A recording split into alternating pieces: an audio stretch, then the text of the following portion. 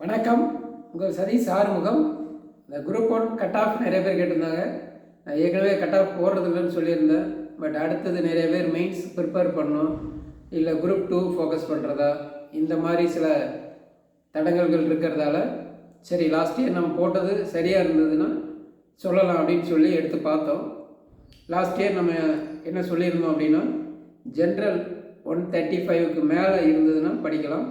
BC MBC 130 plus PSTM அந்த மாதிரி ஒரு 5 குறையும் அப்படின்னு சொல்லியிருந்தோம். ஜென்ரலாக என்ன வந்திருக்கு அப்படின்னு பார்த்தோம் அப்படின்னா 140 ஜென்ரல், பிசி எம்பிசி 135.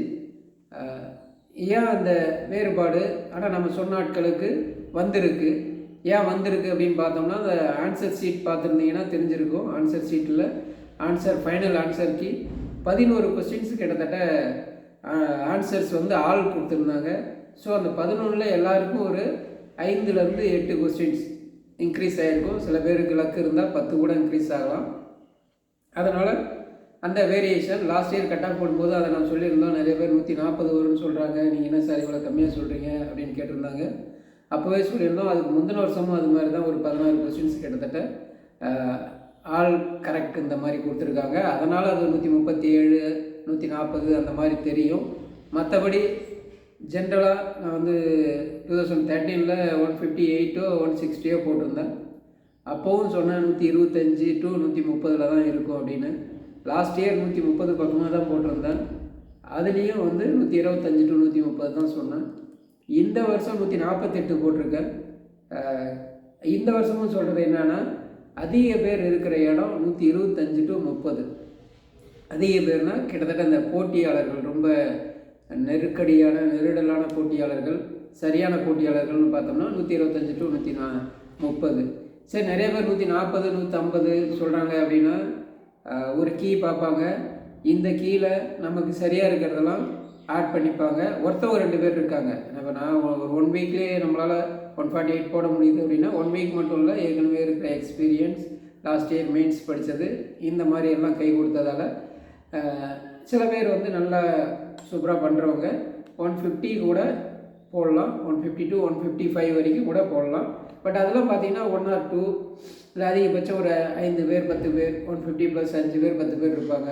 140 + ஒரு 20 பேர் 30 பேர், 135க்கு மேலே ஒரு 100 பேர் 200 பேர், இந்த மாதிரி இருக்கிறத வச்சு நம்ம கட் ஆஃப் ப்ரெடிக்ட் பண்ண முடியாது. ஒன்று, இந்த கட் ஆஃப் ப்ரெடிக்ட் பண்ணுறதுல இன்னும் நிறைய சிக்கல்கள் இருக்குது. என்ன சிக்கல் அப்படின்னு பார்த்தோம் அப்படின்னா, லாஸ்ட் இயர் 92 வேக்கன்சி, இப்போ 90 வேக்கன்சி. அந்த 90 வேக்கன்சியில் பார்த்தோம் அப்படின்னா ஷார்ட் ஃபால் வேக்கன்சிஸ், அது எதில் வருது என்ன ஸ்டார் போட்டு 2-3 போஸ்ட்டில் கொடுத்துருப்பாங்க.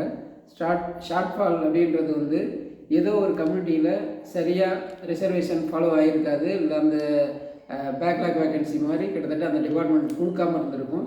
இப்போ கொடுக்கும்பொழுது அந்த கம்யூனிட்டி ஒரு எஸ்சி கொடுக்குறாங்க, எஸ்டி கொடுக்குறாங்க, இல்லை முஸ்லீம்ஸுக்கு போன டைம் உமன் மட்டும் இருந்ததுன்னு நினைக்கிறேன், அதில் ஜென்ஸுக்கு ஒரு 2 போஸ்ட் கொடுக்குறாங்க, இல்லை எஸ்டி அந்த மாதிரி இருக்கிற விஷயத்தில். சரி, அப்போ அவங்களுக்கான கட் ஆஃப் ரொம்ப குறையும். இன்னொன்று, டிஎன்பிசி ஃபைனல் கீ போடும்போது அந்த கட் ஆஃபும் ரொம்ப அதை பார்க்கும்போது ஒரு 10 கீ மாறும், குறைஞ்சது ஒரு 10ஆவது மாறும். அப்போ என்ன நினைக்கிறோம், நம்ம ஆட்கள் ஒரு அப்போலா, வெற்றி, சங்கர், ஏதாவது ஒரு கீயை பார்க்கும்போது ஒரு இதில் சரியாக இருக்கிறதெல்லாம் எடுத்துப்பாங்க, இன்னொரு இதில் இதை சரி தப்புன்னு போட்டிருப்பாங்க, அதை கழிக்க மாட்டாங்க. ஆனால் இதில் நீங்கள் தப்புன்னு எடுத்தது சரின்னு இருக்கும், அதெல்லாம் ஆட் பண்ணுவாங்க. ரெண்டையும் சேர்த்து ஏதாவது ஒன்றை ஃபாலோ பண்ணுங்கள். அதில் ஒரு 5லேருந்து 10 நிச்சயம் மாறும். சரிங்களா? அடுத்தது, இப்போ லாஸ்ட் இயர் ஜென்ரலாக வந்ததை வேகமாக பார்த்துட்டு இந்த வருஷம் சரி அந்த கொஸ்டின்ஸ் கம்பேரிசன். லாஸ்ட் இயர் பார்த்தீங்க அப்படின்னா விமன் எம்பிசி விமன் பிஎஸ்டிஎம் 126, அதே பிசி விமன் 123. காரணம் என்ன அப்படின்னா, எம்பிசிக்கு ஒரு 4 போஸ்ட் இருந்ததுன்னு நினைக்கிறேன். அதுலேயும் விமனில் 1 or 2 இருந்திருக்கும், அதில் இருக்காது, இல்லை கம்மியாக இருக்கும். இப்போ இந்த டைம் என்ன ஆகும், அதை வச்சு நம்ம அப்படியே 3 மைனஸ் பண்ணலாமா, 5 மைனஸ் பண்ணலாமா, இல்லை ஈக்குவலாக போடலாமா அப்படின்னு நம்ம எடுக்க முடியாது. அந்த ரோஸ்டர் 200 பாயிண்ட் ரோஸ்டர்னு ஒன்று இருக்குது. அதில் இந்த டைம் பிசி, எம்பிசி, எஸ்சி ஒரு 4 போஸ்ட் இருக்குன்னா இதில் போன டைம் யாருக்கு கொடுத்தோம், இந்த டைம் அவங்க இல்லாத ஆட்களுக்கு கொடுக்கணும். அந்த 200 பாயிண்ட் 1 2 3ன்னு போட்டிருக்கோம். 15ஓட நின்றுதுன்னா இப்போ 16வது எஸ்சி வருதுன்னா ஒரு போஸ்ட்டு டெப்டி கலெக்டர் இருக்குன்னா அவங்களுக்கு போகும்.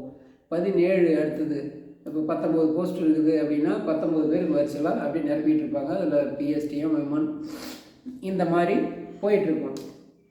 அப்போ இந்த விஷயங்கள்லாம் பார்த்து நம்ம டிஸ்ட்ரிபியூஷன் ஆஃப் வேக்கன்சி தெரியாது, அடுத்தது இந்த ரோஸ்டர் தெரியாது.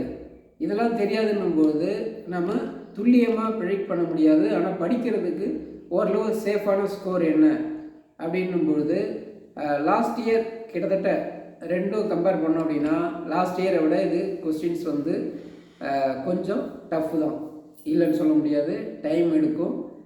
மேத்ஸில் கூட ஈஸியாக இருக்குது, ஆனால் டைம் எடுக்கும், முடிக்க முடியாது. எல்லோரும் லாஸ்ட் ஒரு 5 கொஸ்டின்ஸ் கிட்டத்தட்ட மேத்ஸில் தெரிஞ்ச கொஸ்டின்ஸை எல்சிஎம் ஹெச்சிஎஃப் உட்பட எதையாவது அடிச்சுட்டு வர ஒரு சூழல் இருந்தது. அப்போ லாஸ்ட் இயரோட குறையுமா அப்படின்னா அந்த ஷார்ட் ஃபால் வேக்கன்சிலாம் இருக்கிறதால நான் என்ன சொல்கிறேன், அது யாருக்கு போகும், எவ்வளோ போகும். ஒரு 20 போஸ்ட்டு போயிடுது அப்படின்னா 20 × 20 400 பேர் எடுக்கிறது தள்ளி போகும். ஒரு 10 போஸ்ட்டு போனால் கூட 200 பேர் வேறு கம்யூனிட்டி ஆட்களுக்கு கட் ஆஃப் ஏறும். இந்த கம்யூனிட்டிக்கு எந்த கம்யூனிட்டியில் சொல்கிறாங்களோ அவங்களுக்கு குறையும். அப்போ இதெல்லாம் வச்சு பார்க்கும்போது நான் ஒரு சேஃபர் சோன், இப்போ சில இன்ஸ்டியூட்லாம் சொல்லுவாங்க ரொம்ப கம்மியாகவும் சொல்லுவாங்க. சில பேர் வந்து நான் சொல்கிறது சரியாகணுன்றதுக்காக 140க்கு மேலே எடுத்தால் தான் வரும், 145க்கு மேலே எடுத்தால் தான் வரும், அது கட்டாயம் வரும். மீதி அந்த மாதிரி சில இது சொல்லுவாங்க. அதெல்லாம் வச்சு பயப்பட வேணாம். ரொம்ப கம்மியாக இருக்கிறத நினச்சி கவலைப்படவும் வேணாம். 2 விஷயம் இந்த அளவுக்கு இருந்ததுன்னா சேஃபாக மெயின்ஸ் படிக்கலாம். உங்களுக்கு கொஞ்சம் சந்தேகம் இருக்குது, வேலையில் இல்லை, ஏதோ ஒரு வேலைக்கு அர்ஜெண்ட்டாக போகணும் அப்படின்னா group 2 group 1 mains, group 2, group 2A எல்லாத்துக்கும் காமனாக இருக்கிற சிலபஸை ஒரு 15 நாள் 1 மாதம் கிட்டத்தட்ட படிங்க. அடுத்தது குரூப் 1 ரிசல்ட் நெருக்கத்தில் முடிவு பண்ணிக்கலாம். ஏதாவது ஒரு வேலை 2A 2 ஏதாவது ஒரு வேலையை கன்ஃபார்ம் பண்ணுற மாதிரி பண்ணிக்கலாம். சரி, கட் ஆஃப் வந்து ஜென்ரலுக்கு வந்து லாஸ்ட் இயர் 140 போட்டிருக்காங்க. அதில் தான் சொன்னால ஒரு 11 கொஸ்டின்ஸ் கிட்டத்தட்ட கம்மியாக இருந்தது, ஆல் கரெக்ட் அப்படி போட்டிருந்தாங்க. இந்த வருஷமும் கிட்டத்தட்ட நான் லாஸ்ட் இயர் சொன்னதே தான் சொல்கிறேன். 135 ஜென்ரல் உமன். பொதுவாக விமன் குரூப் 1 பொறுத்த வரைக்கும் பெண்களுக்கும் ஆண்களுக்கும் பெருசாக வித்தியாசம் இல்லை. தமிழ் மீடியத்தில் மட்டும் கொஞ்சம் வித்தியாசம், ஒரு 3லேருந்து 5 கொஸ்டின்ஸ் வந்து விமன் கம்மியாக எடுத்தாலும் உள்ளே போகிற மாதிரி இருக்குது. மீதி வந்து பார்த்தோம் அப்படின்னா கிட்டத்தட்ட ஈக்குவலாகவே இருக்குது. இப்போ ஜென்ரலில் 135 கொஸ்டின்ஸுக்கு மேலே போட்டிருந்தாங்கன்னா அவங்க தாராளமாக படிக்கலாம். இதுலேயும் உங்களுக்கு அந்த 5லேருந்து 7-8 கொஸ்டின்ஸ் வந்து தப்புன்னு வரும், அதெல்லாம் ப்ளே பண்ணோம். திரும்ப அந்த கட் ஆஃப் கிட்டத்தட்ட ரீட்டைன் ஆகும். பிசி, எம்பிசி ஒரு 2 பேரும் கிட்டத்தட்ட ஒரு 1 or 2 கொஸ்டின்ஸ் தான் வித்தியாசம் வருது ஜென்ரலாக. இப்போ ஈக்குவலைஸ் ஆகிட்டு இருக்குது கிட்டத்தட்ட. அப்போ ஒரு 130 கொஸ்டின்ஸ் பிசி, எம்பிசி. விமனுக்கு வந்து ஒரு 2 கொஸ்டின்ஸ் குறையலாம், இதை விட ஒரு 2 கொஸ்டின்ஸ் குறைச்சிக்கலாம், இருந்தால் படிக்கலாம். அடுத்தது பிஎஸ்டிஎம், இதிலேருந்து ஒரு 5 கொஸ்டின்ஸ் குறைச்சிக்கலாம். 125 பிசி, எம்பிசி 125. டிஎன்பிசி கீழே, இப்போ இருக்கிற கீழே நான் சொல்ல, டிஎன்பிசி கீழே வந்த பிறகு 125க்கு மேலே வரும் அப்படின்னா நீங்கள் தாராளமாக பிசி, எம்பிசி, பிஎஸ்டிஎம் படிக்கலாம். விமன்னா 122, 120 அவங்களே படிக்கலாம், வாய்ப்பு இருக்குது. எஸ்சி ஜென்ரலாக என்ன இருக்கும் அப்படின்னா ஒரு 128 ஜென்ரல் கேண்டிடேட், விமன் ஒரு 125, பிஎஸ்டிஎம் வந்து ஒரு 120 இருந்தால் கூட படிக்கலாம். அடுத்தது எஸ்சிஏ லாஸ்ட் இயர் 127 வரைக்கும் வந்திருக்கு. எஸ்சிஏ, எஸ்டி, இந்த பிசி, முஸ்லீம் இவங்களுக்கெல்லாம் போஸ்டிங்ஸ் ரொம்ப கம்மியாக இருக்கும். பார்த்திங்கன்னா எஸ்சிஏன்னு நினைக்கிறேன். மெயின்ஸில் கட் ஆஃப் பார்த்திங்கன்னா எஸ்சிஏ விட அதிகமாக இருந்ததுன்னு நினைக்கிறேன். இல்லை ஜென்ரலாக மற்ற கேட்டகரியை விட 1 or 2 போஸ்ட் இருக்கும்போது அதில் ஒரு நல்ல டாப்பராக இருக்கும்போது அந்த மெயின்ஸ் மாறும். அதனால் அந்த மாதிரி சில விஷயங்கள் இருக்குது. அவங்களுக்கு ஒரு 115 to 120 இந்த ரேஞ்சில் வந்து பிஎஸ்டிஎம் 115க்கே கிடைக்கும். ஆனால் பிஎஸ்டிஎம்முக்கு போஸ்டிங் இருக்கான்னு பார்க்கணும். போஸ்டிங் இல்லை அப்படின்னா அதை நம்ம ப்ரெடிக்ட் பண்ண முடியாது. ஷார்ட் ஃபால் வேக்கன்சிலாம் வந்தது, அவங்களுக்கு எதாவது வந்ததுன்னா அதுக்கு கீழே கூட வரலாம். எஸ்டிக்கு ஏன்னா லாஸ்ட் டைம் பிஎஸ்டிஎம்மில் உமன் பிஎஸ்டிஎம்மில் வச்சுருக்காங்க போல் 84க்கே வந்திருக்கு. அப்போ அவங்களுக்கு இந்த டைம் உமன் பிஎஸ்டிஎம்மில் இல்லாமல் ஜென்ரல் பிஎஸ்டிஎம்மில் இருக்கும். அதில் வந்து எஸ்டி 120 கொஸ்டின்ஸ் லாஸ்ட் இயர் வந்திருக்கு.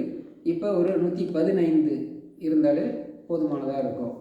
இந்த எஸ்சிஏக்கு வந்து எஸ்சிஏ சொல்லிட்டோம். பிசி முஸ்லீம் அதில் எத்தனை போஸ்ட் கொடுக்குறாங்க என்ன அப்படின்றது நமக்கு தெரியாது. 128 உமனுக்கு வந்திருக்கு. கிட்டத்தட்ட இந்த வருஷமும் 125 128 அதுக்கு மேலே இருந்தால் எதிர்பார்க்கலாம். ஆர்த்தோ இந்த டிசேபிள்டு மாற்றுத்திறனாளிகள் வந்து லாஸ்ட் இயர் எம்பிசியில் 115ம் எஸ்சியில் 107க்கும் வந்திருக்கு. இப்போ இந்த வருஷம் கிட்டத்தட்ட அந்த மாதிரி போஸ்ட்டு நம்ம ப்ரெடிக்ட் பண்ண முடியாது. நமக்கு தெரிஞ்ச நண்பரே ஒருத்தர் மாற்றுத்திறனாளி 127 சொல்லியிருந்தார் நினைக்கிறேன். அது பட் ஒன்றை வச்சு நம்ம எடுக்க முடியாது. ஒரு போஸ்ட்டுக்கு 20 பேரை கூப்பிட்றாங்க. கிட்டத்தட்ட 1800 பேர். போஸ்டிங் இன்க்ரீஸ் ஆகிறதுக்கும் வாய்ப்பு இருக்குது. டிஸ்ட்ரிபியூஷன் வேக்கன்சி போடுற வரைக்கும் கிட்டத்தட்ட ஒரு 10 போஸ்ட் இன்க்ரீஸ் ஆனால் கூட ஒரு 200 பேர் இன்க்ரீஸ் ஆவாங்க. ஒரே மார்க்கில் இருந்தால் அது ஒரு 100-200 பேர் இன்க்ரீஸ் ஆகும். இந்த மாதிரி எல்லாம் இருக்கிறதால ஜென்ரலாக திரும்ப மெயின்ஸ் படிக்க வேண்டியவங்களை மட்டும் சொல்லிடுறேன். படிக்கிறது வேஸ்ட் ஆகாது. இப்போ நம்ம மெயின்ஸ் படிக்கும்பொழுது நிறைய விஷயங்கள் வந்து நமக்கு ரொம்ப யூஸ்ஃபுல்லாக இருக்குது. ப்ரிலிம்ஸ் பாயிண்ட் ஆஃப் வியூவில் குரூப் 2ஆக இருக்கட்டும், குரூப் 1ஆக இருக்கட்டும், மெயின்ஸ் பாயிண்ட் ஆஃப் வியூவில் இப்போ படித்தோம்னா தான் ப்ரிலிம்ஸே பாஸ் பண்ண முடியும் அப்படின்ற மாதிரி இருக்குது. அதனால் டிஎன்பிசிக்கு வர வரைக்கும் டைம் வேஸ்ட் பண்ணக்கூடாதுன்னு சொல்கிறேன். ஜென்ரல் 135க்கு மேலே இருந்ததுன்னா தாராளமாக படிங்க. எம்பிசி பிசி 130க்கு மேலே இருந்தால் படிங்க. பிஎஸ்டிஎம் 5 குறைச்சிங்க. விமன் பிஎஸ்டிஎம் அதுலேருந்து ஒரு 5 குறைச்சிங்க. +or-3 வரலாம். எஸ்சி வந்து 125க்கு மேலே ஜென்ரல் 125க்கு மேலே இருந்தால் படிங்க. பிஎஸ்டிஎம் 115 to 120 இந்த ரேஞ்சில் வரலாம். ஷார்ட் ஃபால் வேக்கன்சிஸ் அதிகம் இருந்தது அப்படின்னா பொதுவாக எங்கே இருக்குன்னா எஸ்சிஏவுக்கு இருக்கலாம், எஸ்டிக்கு இருக்கலாம், ஸ்பெஷல் கேட்டகரி இருக்கலாம், அதாவது டிசேபிள் இந்த மாதிரி இருக்கலாம். எஸ்சிஏ 120 இந்த ரேஞ்சில் படிக்கலாம். தமிழ் மீடியம் வந்து 110 115 வரைக்கும் வரதுக்கு வாய்ப்பு இருக்குது. போஸ்டிங் இருந்தால் அதில் பிஎஸ்டிஎம் இருந்தால். பிசி முஸ்லீம் ஒரு 125 128 அந்த ரேஞ்சில் இருக்கிறவங்க படிங்க. பிஎஸ்டிஎம் வரதுக்கு வாய்ப்பு இருக்குது. ஜென்ரலும் வரதுக்கு வாய்ப்பு இருக்குது. ஏற்கனவே உமன் கொடுத்துருக்காங்க, அதனால் வரதுக்கு வாய்ப்பு இருக்குது. ஸ்பெஷல் கேட்டகரி ஒரு 100 110க்கு மேலே போட்டிருந்தாலே போஸ்டிங்ஸ் 1 or 2 இருந்தால் கூட போதும், உங்களுக்கு வரதுக்கு வாய்ப்பு இருக்குது. பட் இது வந்து ஒரு ப்ரெடிக்ஷன் தான். இது வந்து டிஸ்ட்ரிபியூஷன் வேக்கன்சி இருக்குது. டிஎன்பிசி எவ்வளோ போஸ்டிங்ஸ் இன்க்ரீஸ் பண்ணுறாங்க, டிக்ரீஸ் பண்ணுறாங்க, ஷார்ட் ஃபால் வேக்கன்சிஸ் எதில் இருக்குது, இதெல்லாம் பொறுத்து ஒரு +or-3 மாறுறதுக்கு வாய்ப்பு இருக்குது. அதனால் கண்டதை நினைக்காம இது ஓரளவு இதுக்கு மேலே இருக்கிறவங்க 140 144 இருக்கிறவங்களாம் சந்தேகப்படுற அளவுக்கு இருக்குது. அவங்களாம் கட்டாயம் ஓப்பன்லேயே வரும். நல்லா படிங்க. All the best. வெற்றி நமதே, வேலை நமதே, நாளையும் நமதே.